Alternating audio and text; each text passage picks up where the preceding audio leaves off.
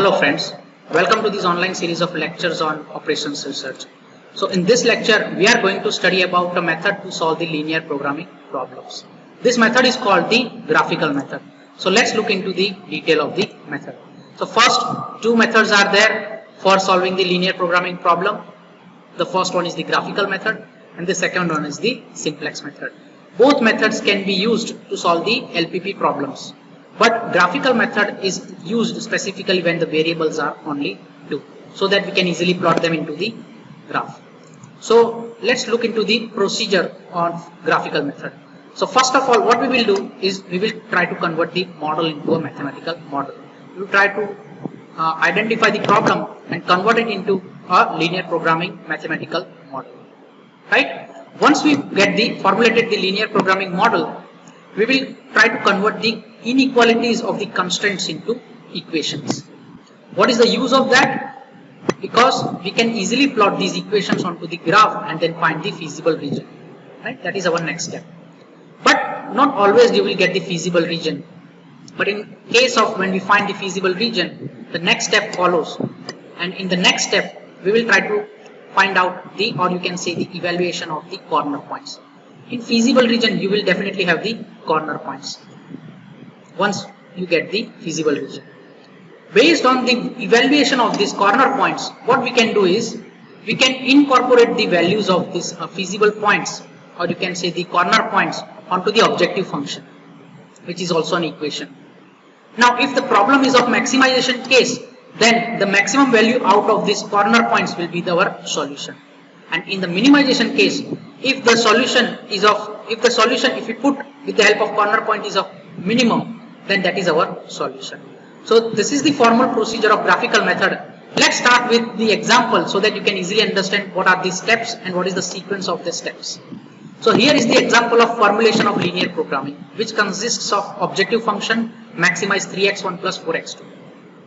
And it is also subjected to the constraints x1 plus x2 less than equal to 450, 2x1 plus x2 less than equal to 600, and there is also non-negativity constraints x1 and x2 are greater than equal to 0. So let's start with the example. So what will be our first step? We will try to find out the feasible region by converting the inequalities into equalities. Obviously, if you see x1 and x2 are greater than equal to 0, so in the graph, the quadrant in which they lie, it will be first quadrant. So let's convert into constraints the inequalities into equalities.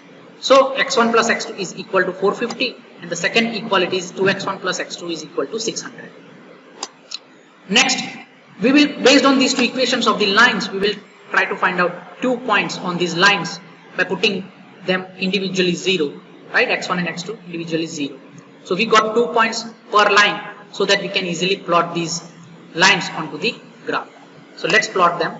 So here are the x and y axis with the origin. Now if you see the first line is towards the origin because the constraint is less than equal to, right, 450. Now if you plot the second line, it is less than equal to 600. That is why it is towards the origin. And the intersection point is given here, which is 150 and 300.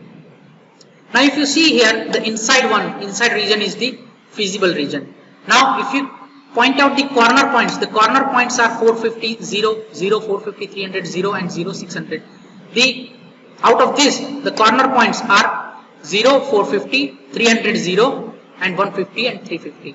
We got the corner points now. What we can do is, we can just put the values of corner points onto the objective function equation. So that is what we have done. The objective equation is here it is maximize z is equal to 3x1 plus 4x2. Now just put the values of x1 and x2 in the equation and you will get different values. Now our objective was to maximize the profit or maximize the function, objective function. So what is the maximum value here? It is 1800. Hence that is our answer, that is our optimal solution, where you have x1 is equal to 0, x2 is equal to 450 and z is equal to 1800. Let's look into another example. This example is of minimization case. The previous one was of maximization case. So z is equal to 5x1 plus 4x2. It is subjected to 4x1 plus x2 greater than equal to 40. See here, they are greater than equal to 40. 2x1 plus 3x2 is greater than equal to 90 again, and x1, x2 are greater than equal to 0. So let's start with the x1 and x2, these two are the variables we have, right, and they are lying in the first quadrant obviously, and we convert the inequalities into equalities. Clear? Now based on these two equations, we will get 2 points of x1 and x2. Why? Because we can easily plot them into the graph. So let's plot them. So here is the graph of these two lines. Now we have the feasible region as well, which is shown by these slanted lines. If you carefully see the graph, right here, these slanted lines. Now we have found out the corner points. 3 corner points are there. A 45 and 0, B 3 and 28, and C 0 40. Understood? So what we can do is, with the help of these corner points, we will put these values into the objective function. And the values we got is 225, 127 and 160. Out of these values, which one is the minimum one? Minimum is the 127. Why 127? Because our objective is to minimize the objective function. Minimize, right? That is our criteria. So we have got the solution which is corresponding to B. X1 is equal to 3, X2 is equal to 28. And the Z, the value of Z is equal to 127. So hence we have seen two cases of, one is of maximization and one of minimization. Now there are some other options as well, other solution as well, which we can cover, which graphical method also by plotting the graph you will come across. The first one is the unbounded solution. What do you mean by this?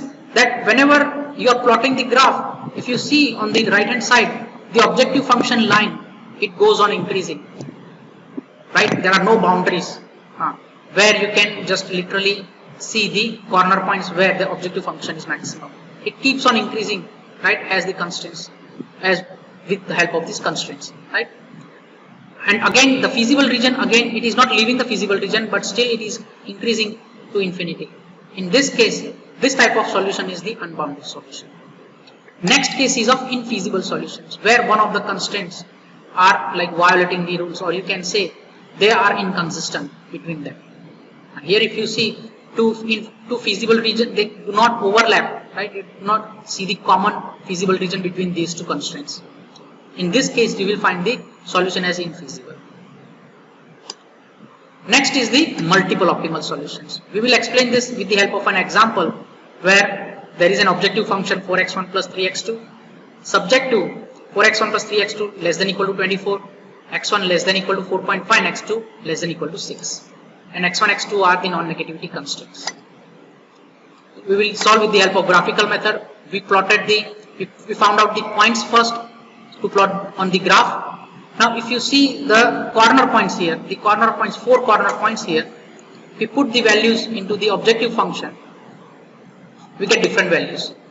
Now if you see the values, there is a tie in the value, 24 for 1.5 and 6 and 4.5 and 2 values, right?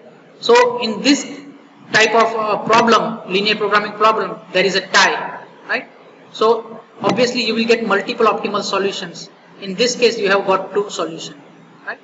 So that is why we have different scenarios, specifically different types of problems, maximization case, minimization case in graphical method.